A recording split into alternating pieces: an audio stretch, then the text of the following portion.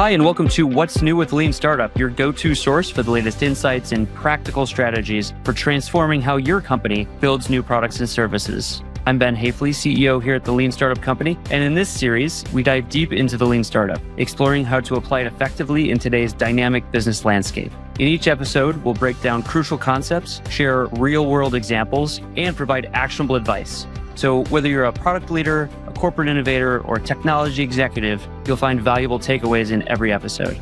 If you enjoyed this episode, please subscribe to our channel for more expert insights. Don't forget to like, share, and leave a comment below, and we'd love to hear from you and answer your questions. Hi, everyone, and welcome back to another episode of What's New with Lean Startup. I'm Ben Hafele. And I'm Jonathan Bertfield. So today we're going to talk about strategy. So for those of you that have been following along the entire time, we've been going through these 6 essential elements of the full Lean Startup framework: method, teams, milestones, governance, strategy, and culture. Today, we're going to deep dive into strategy. So Jonathan, do you want to kick us off? This is such an interesting topic in so many of our conversations when we're working with clients, because in many areas, it's taken as a given. It's like, yeah, of course we have a strategy. How does that relate to Lean Startup? What's that got to do with this new framework that we're putting in place? And what emerges from that conversation is a real understanding that having the strategy isn't enough. You need to have an approach to thinking out, to validating, to executing against that strategy, in light of the fact that a lot of it is simply questions, simply uncertainty that we're declaring to be true, but we really don't actually know whether it's true. So the way that Lean Startup interacts with strategy is that it forces organizations to think about what are the questions we need to ask in order to have really high confidence that our strategy is accurate and worthy of really executing against. And in this case, we're talking about strategy of kind of what gets in. So what types of initiatives kind of get into the framework to begin with, and then also what stays in, right? So we don't want to be working on the wrong things. We don't want to be applying the methods of Lean Startup to the wrong set of initiatives. But also, we know that in Lean Startup, there's pivot, persevere, kill. And so in some cases, you could have what seems like a perfectly natural pivot. And then if you have a well-documented strategy, you can say, well, that pivot is out of bounds. So we're actually going to just park that initiative altogether because it doesn't fit with our strategy now. So it's just strategy applies to the beginning of the funnel and also all the way through the funnel to make sure we're working on the right things in the first place. Yeah, just to build on that, right? Strategy really operates at more than one level, right? So you just were describing essentially kind of a portfolio strategy of initiatives, right? So which are the initiatives that get into that funnel to support the goals of that portfolio, right? Super important and super relevant to a lot of the way that we think about how we build value for our customers and impact for the company.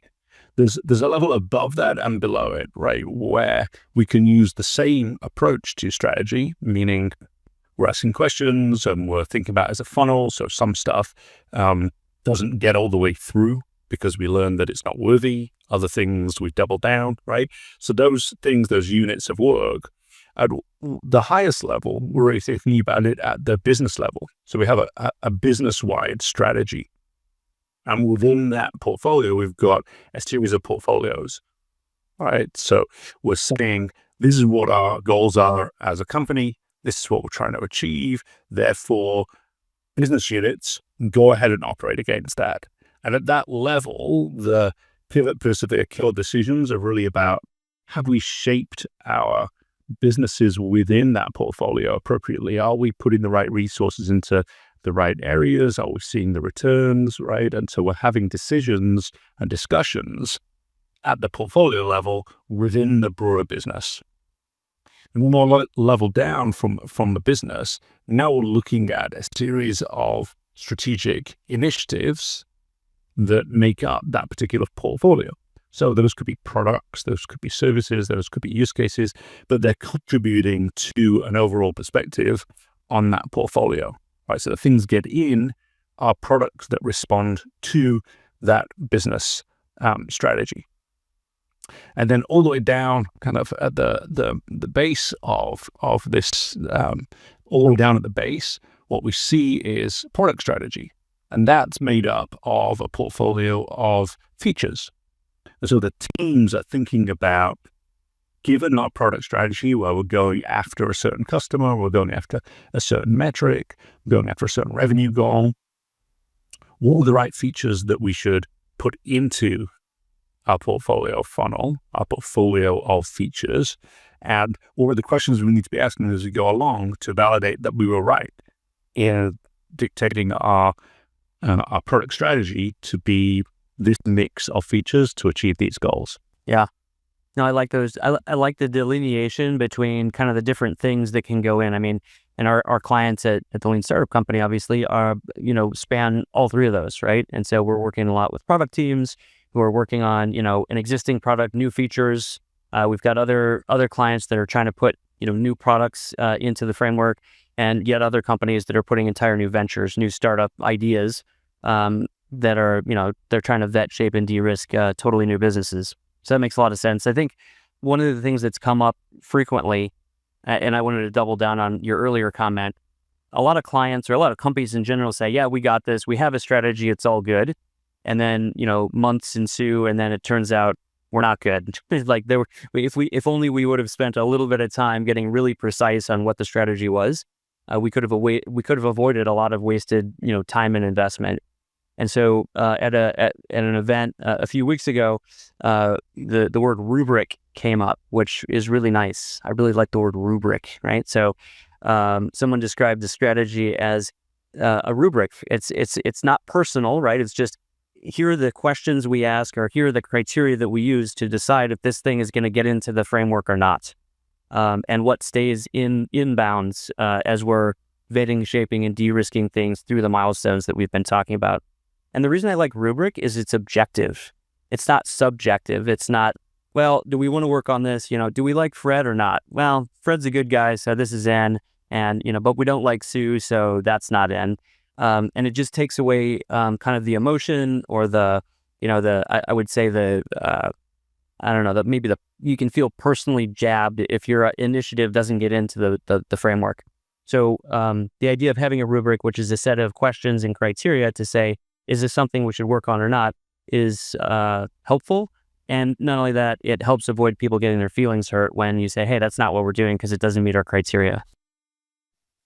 Yeah, exactly. I mean, I kind of have some nostalgia about the word rubric just because my career started in educational tech, and so I think about assessments when I think about that. But what's powerful about having a rubric, whether it's in the context of examination, when we're looking at an essay and we're trying to understand, did the student do whatever, and also in the context of decision making, one of the really great things about a rubric is its transparency, right? Students have the rubric for most of the work that they're doing, so they know this is what is expected of me. And so we get the same thing when we talk about businesses and teams who are operating against a known set of criteria.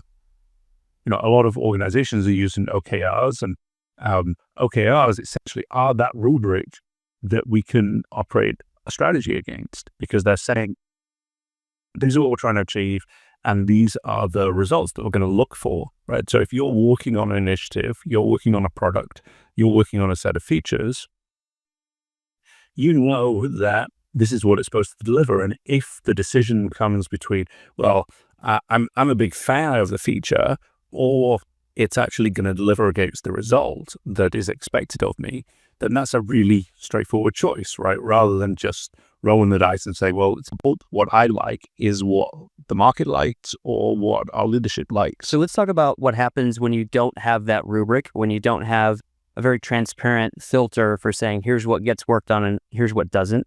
So I just one example comes to mind, large engineering firm in New Zealand. I was talking to kind of head of innovation there, and I said, tell me what kind of things you're working on. And it was a small team, small central team. And she said, well, we have, anything the executive office needs in terms of facilitating workshops, we do that. And we have a portfolio of initiatives that we work on. that are just kind of all over the place. Sometimes they're top line growth, sometimes they're cost reduction. We also, and she just kept going on and on and on and on. And so it turns out her team was really busy and kind of almost burnt out, I would say. But they weren't really getting anything done because they were a mile wide and an inch deep. And that's because they didn't really have a strategy or a rubric for saying, here's the purpose for this group. And in this case, it was a corporate innovation group, right? Here's the reason for this group, and here's what we work on. And most importantly, here's what we don't work on. Because if you have that rubric and a senior executive says, hey, I need this, you can say, oh, I'm so sorry. Our thesis, our innovation strategy, whatever you want to call it, whatever makes most sense at your company, that's not what we do. So we can refer you to someone else that might be able to do that, but that's not our job.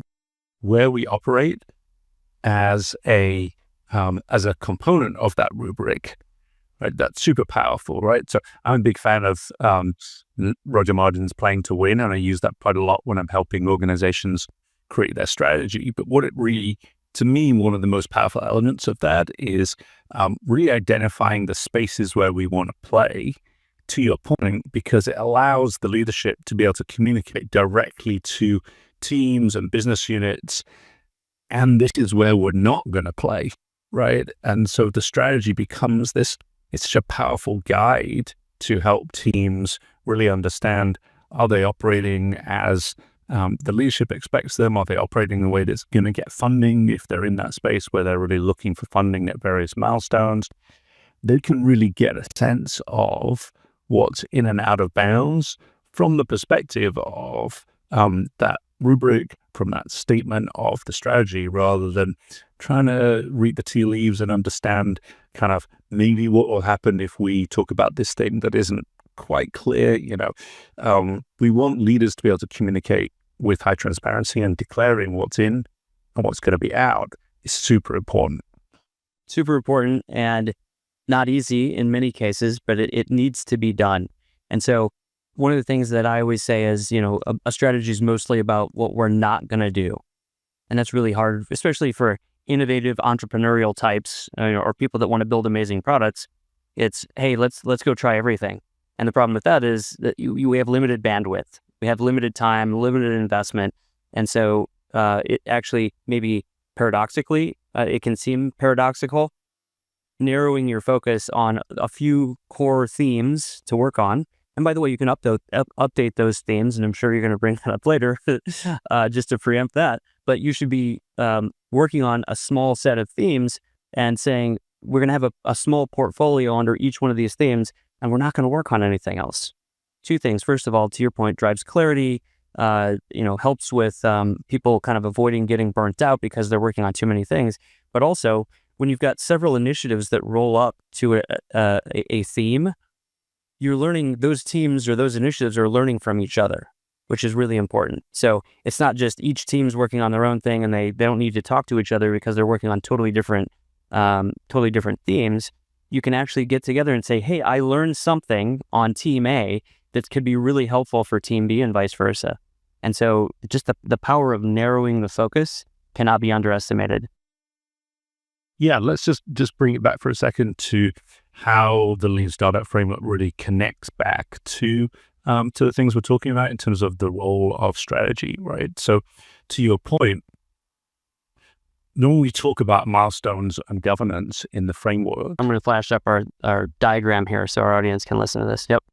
So one of the things we talk about when we are driving a approach to governance and informing that governance through a set of milestones, one of the things we're talking about there is, what are the answers to the questions? Are you working in a way that is aligned to strategy? Right? And we want to ask that on a regular basis.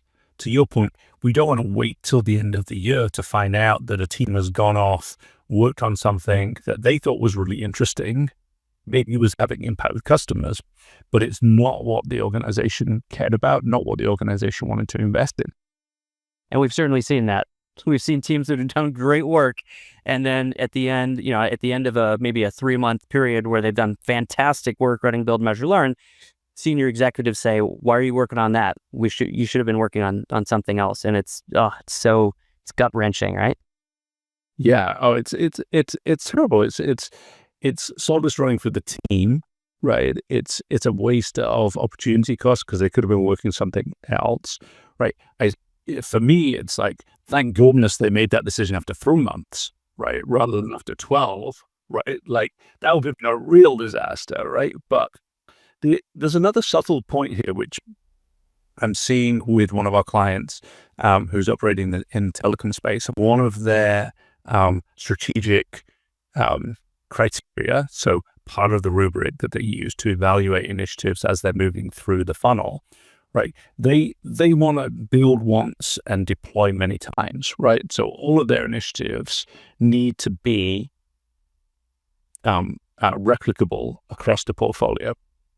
They don't want to be a services or a consulting business. They want to be a product company that's building one once and being used many times. So what that means is each time a team is getting to a milestone and they're learning more and more about the replicability of the initiative that they're working on. So the team understands that replicability is, it's a hard thing to say actually, but they know that it's a really important element of the rubric, right? So as they come to each milestone, they're evaluating, have we been able to demonstrate evidence that this particular initiative is replicable? But, and this is where I think the strategy becomes really kind of subtle in its engagement with teams, is leadership can look at that and say, well, our strategy says that it has to reach this level of replicability, right? We have to be able to deploy it at least 5 times for it to be worth our while doing this, right? But there could be another reason that the team should move forward, even though it's not replicable at this point. Like maybe the market that they're operating in is a little bit immature, and they're making an investment knowing that by the time this gets done, and by the time this is ready to go out to this one client, this one part of the organization, the rest of the potential, the customer segment they're going after will have caught up, right? So that could say, well, we're going off strategy, but we're being really deliberate about it, right? And that's a powerful moment, because that's a really interesting kind of level of maturity for teams to understand, right? The strategy isn't this dogma. It's not this like, yes, there's a rubric. Yeah, let's run with that word, right? Yes, there are a group of criteria that inform what teams should be doing, but there's also flexibility in there that the leadership have to take on when they're making decisions, because learning happens and we learn things which we didn't know when we did the strategy back 6 months ago. So what do? Do we ignore the learnings now because we don't like them, or do we take them on board and make an appropriate decision? Hi everyone, Jonathan Bertfield here from Lean Startup Company. Thanks for listening to this episode of What's New with the Lean Startup. If you're a product leader developing solutions in an agile environment and you're eager to inject customer centricity into everything you build, we'd love to have you join us for a 2-hour online workshop. In the workshop, we'll cover how to identify and frame validated customer problems that your product can solve for, how to define MVPs and develop hypotheses, and the relevant metrics to test them. In short, you'll gain actionable insights into how to integrate the mechanics of customer centricity into your product development process. We'll do all of this with hands-on exercises and real-world case studies. If you're interested in attending one of these workshops, register using the link in the show notes so we can send you dates for our upcoming sessions. I hope to see you there. All right, let's get back to the show. I like that. So it's follow the rubric, and then if there is an exception, talk about it and make sure that we agree that this is going to be an exception and it's deliberate, as opposed to just anything that comes in, we just do that. And again, that doesn't result in much, right? So I think another kind of key point that you introduced a little bit there, and I wanted to pull on that thread, is it's not enough to just be aligned to corporate strategy, business unit strategy. Those things are important, but oftentimes teams that are working on a new product, a new innovation, a new business, they are kind of incubating something that might be developed or scaled by a different team, or part of or even if it's not completely a new team, people that come from a different part of the business are going to be involved once it goes to scale. And so I think it's also absolutely essential to make sure that the initiatives are aligned with that the strategy of what I'll call the execution partners as well, because we've seen numerous examples where, this strategic theme it's tied to corporate strategy, business unit strategy. That looks good on paper.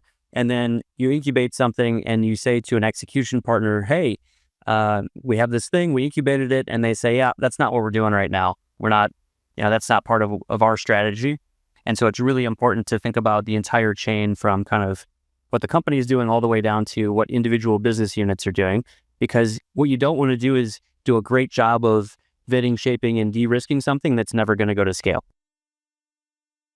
Yeah, and to me, that's instructing whoever is writing the strategy to not just think about what goes in, right? So a lot of the language we talk about is like strategy informs what's part of the portfolio from day one, right? But what you're bringing up is really powerful, because it's saying, what happens if we're successful? What happens if our strategy was right and one or more of these initiatives really makes it the way through? What happens if one of our businesses hits that product market fit target in a really emphatic way and we want to bottle down on our resources?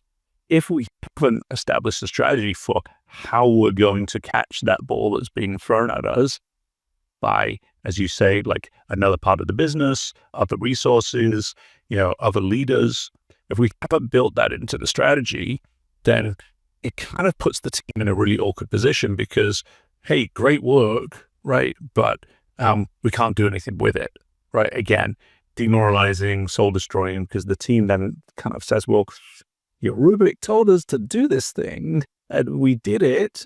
And we were really good at doing it and we got some great results, but it's landing with a thud because no one wants to actually pick that up and integrate it into larger business. They don't want to assign any resources at scale. So you're absolutely right.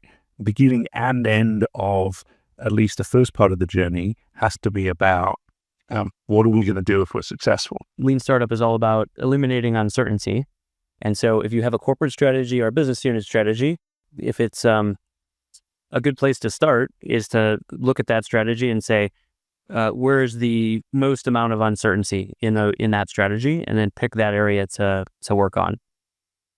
I think it's like the manufacturing thing, like we got that, like expanded offerings, a little bit. New services, yeah, like nobody has any idea how to do that. Let's focus on that. That's what I mean when I say, look at the corporate strategy and then find out where there's the most uncertainty so you can add the most value. Maybe it's worth talking out because there's a tension there, which is we don't want to not operate against the things that have the most certainty, right? We need to execute simultaneously, because some of those things, it might be like, if it's a business strategy, it's like, get these businesses going because they're foundational. We just go block and tackle and get it done. Whereas these other things, maybe it's different people or different cadence of review or something, but it's like, it's not an either or. So I think an important point here is the kind of strategy that we're talking about in this episode is maybe different from the way the word strategy is often used elsewhere. So in many cases, when people say strategy, what they mean is we've picked a destination and we know exactly how we're going to get there and everybody needs to get on board and go. The kind of strategy that we're talking about here admits that there is uncertainty about how to get where we're going. And so those strategic themes can be alternate routes for getting where we're going, right? And what we're saying is we're going to generate some evidence. We're going to send out some scouts. We're going to spend a little bit of time and money to figure out which path is the right path to achieve our vision before we go all in. And so when we're saying strategy and, in the diagram, it's kind of what gets into that funnel of things that are going to narrow, because we're going to weed out the weaker initiatives so that only the strong initiatives, pass through the right side. That's the kind of strategy we're talking about. So it's strategy admitting that there is uncertainty and saying we're going to do something about it by collecting evidence, as opposed to just picking the destination, picking the route, and saying everybody get on board. Yeah. And it's really interesting because I think you might be able to make the argument that if you are writing a strategy where everyone knows where we're going, knows how we're going to get there, we just got to start executing, then as an organization, we're being really conservative about what we're going after, right? Because if we know all the answers today, right, then there is no pushing past our boundaries. There is no kind of moving into areas where we're dealing with new products or new customers. And that might be perfectly okay, right? Like at a certain point in time for a company, they might be in a position where they just can't take any risks. They just need to be really constrained and really focused. Other times, companies really need to be aggressive and they need to push beyond those constraints. And that's where a strategy that is riddled with uncertainty, riddled with questions really comes into play. Structuring it, structuring the governance associated with it, structuring the rubric associated with it, that then becomes a really powerful asset because we can move forward with that clarity, even though we've got lots of uncertainty. So what's interesting about that is we talk about, we hear from clients and just from conversations all the time, hey, which bets are we going to make, or which big bets are we going to make? And so I think, pulling in your comment on strategy, Jonathan, if everybody knows it's going to work and everybody has clarity on where we're going, how we're going to get there, and they just need to get on board, that's not really a bet anymore. That's just hopefully, if we've got that much confidence that we're all doing the right thing, it's not really a bet. It's just, here's what we're doing, and there's no uncertainty, there's no risks. Everybody feels really comfortable because it's going to work out. That's pretty rare. And like you said, some companies can operate that way, but it's kind of like saying, hey, I want to maximize my return in the stock market, but I'm just going to invest in the index fund, right? So if the whole market goes up, I go up, and if it goes down, I go down. Nothing wrong with that, right? But it's pretty conservative. I think what we're talking about here is, what are the experimental bets that people are making? And so, and by the way, if you invest a little bit of money in something, I'm going to use the stock market analogy, and it starts to go up, you might invest some more, right? Because you're trying to allocate your portfolio to maximize growth, but also meet your risk tolerance. So I think the kind of strategy that we're talking about assumes that your company is taking some risk, and therefore it's worth taking out a little bit of insurance on those investments by running some build, measure, learn, running experiments to find out what kind of evidence supports your investment thesis. Yeah, two books which are really influential in helping me kind of really embrace lean startup. Annie Duke, Thinking in Bets, and Peter Sims, Little Bets. And both of those books are about operating exactly the same way that you're describing, which is in times of uncertainty, we want to take incremental steps towards getting to a level of understanding that gives us the confidence that move really fast, right? Which is what we want to do. We just don't want to move really fast before we know what's the direction of travel, because we just end up charging ahead. We're feeling really good, and then we find out we're so far off course that we've really met it up. So yeah, the approach to strategy, I'm not sure it's a different strategy, it's just an approach to strategy, is really focusing on that idea of what are the bets that we're making as an organization, what are the bets we're making as a product team, and how are we going to go after them. So I would say one of the mistakes that I've seen a lot of companies make over the past 10 years, and I've made this mistake myself, is to set strategy mostly or even entirely as a function of the core adjacent transformational framework, or the Horizon 1, 2, 3 framework, where the assumption is, hey, the company's doing great at core innovation, and so we should be working out in adjacent or transformational. Or the rest of our organization has these kind of regular products, and we're going to just work on disruptive products. I think that's caused a lot of waste at companies, and it's actually led to the downfall of a lot of groups that were pretty good at what they do. They just weren't strategically aligned enough with the business. And so from my seat, what I've seen is a lot of companies have an incredible amount of uncertainty, even in their core business, Horizon 1 business, whatever you want to call it, the day-to-day operations. And in many cases, that uncertainty is magnified because the risk of getting it wrong, meaning the amount of money that would be wasted if you make the wrong decision in your core business, is much higher. It's much more detrimental. And so in some cases, core innovation is actually much riskier than quote unquote adjacent or transformational innovation. And so I would just really, if anyone's out there listening to this and you're thinking, hey, I could use kind of core adjacent transformational Horizon 1, 2, 3 as strategic filters, we're only going to work on it if it's not core, if it's not Horizon 1. I'd strongly caution you to not use those lenses, but take a step back and say, is there anything I can do that's really important to my business that's highly uncertain, and make that, build that into your strategic rubric, because that's often where the most value is. And quite frankly, the quickest wins are in a lot of cases as well. So you can demonstrate that you're valuable to the organization, and then maybe you can earn the right to work on some of those more disruptive things later on. Yeah, I mean, you and I have this back and forth a lot about like the language there in terms of core, adjacent, transformational. I remain a big fan of it because I think it really helps us understand like what's the combination of uncertainty, what's the combination of risk that we're taking.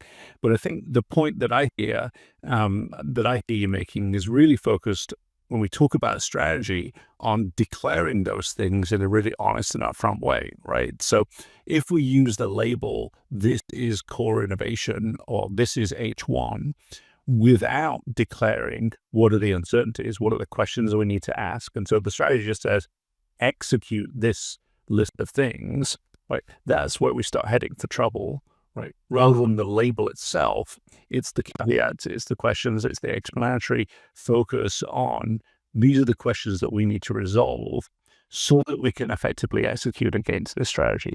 Yeah, I'll buy that. I mean, so the assumption is, hey, it's core. There is no uncertainty in the core. The everyone else has that figured out. Or Horizon One, there is no uncertainty, and so the assumption is there's only uncertainty in these other zones, and so that's the real problem. There's an incredible. I mean, anyone listening to this that works at a big company knows how much uncertainty there is in the core business, and that's increasing because markets are changing quickly, technology is changing quickly, all the things we hear about all the time. And so I'm a big fan of helping teams who are working in a lean startup way to apply the framework to something that is really important to the organization and also uncertain, because that's what lean startup is designed for, is uncertainty. And it need not be all the fancy terms, disruptive, transformational. It could be core business. Yeah, totally. I'm going to bring up one last point as we wrap this episode up, right? Which is thinking about when we write strategy and how often we do it, right? So one of the upsides of thinking about strategy as a series of questions is we're going to learn a lot during our operational cycle, right? So midway through a quarter or at the end of a quarter, we're going to have learned a lot about the activity that we started on, the questions that we were asking. We don't need to wait until the end of the cycle to find out we were wrong, we should have course corrected, we should have pulled back from initiative A or business Y, right? And so, I have strong memories, mostly painful memories of working inside large corporates. So I was at Pearson for a long time, as you know, and, the strat planning season, which I assume has changed now, they're doing it much better, right? But when I was there a decade or so ago, the strat planning season started in the middle of the year and ended in the start of the following year, right? It took up just huge amounts of time. And one of the reasons for that, and it's common across many large corporates, one of the reasons is we need to have the strategy really right. We need to get sign off from everybody up and down the organization. Everyone's got to be in alignment. And when instead we're crafting strategies, a series of questions, we don't need to have all the answers. We don't need to be able to predict the future with the strategy. We're talking about where we're heading. So we can do that, A, with much less effort, right? It doesn't take 6+ months to write the strategy. And B, we can have much more confidence in the strategy rather than just hoping that this big binder of charts and predictions is right. Instead, we've got a roadmap for asking questions, finding out answers, and course correcting after 3 months. That's okay. That's a win. We just saved all these resources by not charging ahead with a strategy that was flawed. I like that. So it's kind of the serpent eating its own tail, right? Which is even the strategy needs to be evidence-based. And as we get more evidence, we say, okay, are these themes still the right ones to invest in or not? And if they're not, we can park a theme, we can introduce a new theme, we can pivot a theme. So I think that's a really important point. I appreciate you bringing that up. Yeah. All right. Well, let's wrap this one up. And everything we talked about today is going to feed into our next episode. It's going to be focused on culture. So looking forward to talking about that with you, Ben. And for now, have a great day. That wraps up another episode of What's New with Lean Startup. This series is brought to you by the Lean Startup Company, where we help companies transform how they build new products and businesses. You can find out more about us and how we serve our clients at www.leanstartup.co. If you enjoyed this episode, please subscribe to our channel for more expert insights. Don't forget to like, share, and leave a comment below. And we'd love to hear from you and answer any questions you may have. Thank you for joining us, and we'll see you in the next episode.